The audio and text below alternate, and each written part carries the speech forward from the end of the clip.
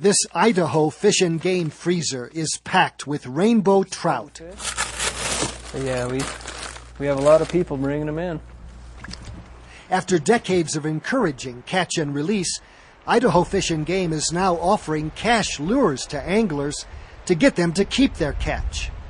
Uh-oh. Says he released 20 fish before he knew about the program. With help from Trout Unlimited, Idaho offers a bounty on rainbows in hopes of putting a dent in this non-native population.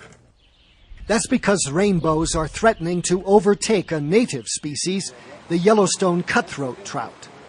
For the first time ever, rainbows are outnumbering native cutthroats in this 66-mile stretch of the South Fork of the Snake River in eastern Idaho.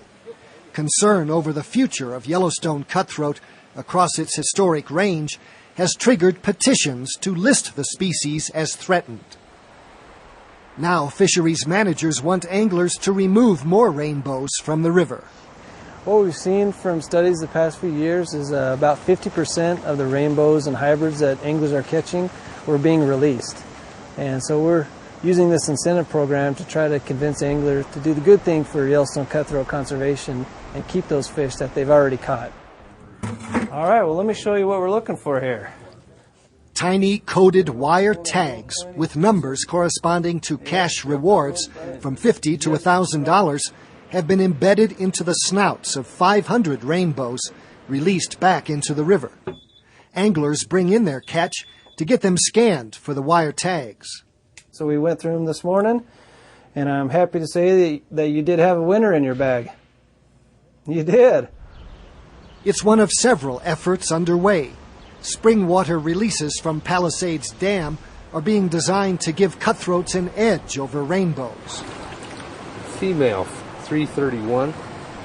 Fisheries managers also are working to keep rainbows out of cutthroat spawning grounds to prevent interbreeding. That's probably the biggest threat to the continued persistence of cutthroat is hybridization with non-native rainbow. As fish swim upstream, crews use barriers such as electrical shock to force fish into traps. Then they hand sort the fish, making sure only native cutthroats, which they mark with pit tags, are allowed to continue upstream to the spawning grounds. As an agency, the public has indicated that they would prefer us to manage for wild and native species. So where possible, we do that. To succeed, they'll need more anglers to reel in more rainbows. For This American Land, I'm Gary Stryker.